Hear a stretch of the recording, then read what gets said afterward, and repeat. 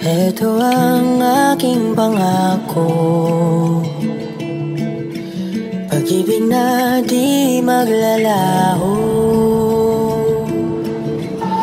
To be patient, to be kind and to be true, to love and to be loved by you.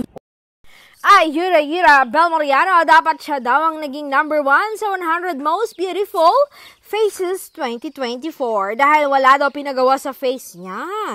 Si Andrea Brillantes daw ay may pinagawa sa mukha niya ang kanyang eyelid at pinaliit niya daw ang kanyang mukha. Yan ang mga barat ng mga netizen na alam ay gumawa ng issue. Si Bel Mariano nga wala ngang komento ukol dyan. Baka fraud pa nga siya sa kaibigan niyang si Andrea ang naging number 1. Maganda naman talaga si Andrea. Pareho sila ni Bel. Hindi nakakaumay ang mukha nilang dalawa.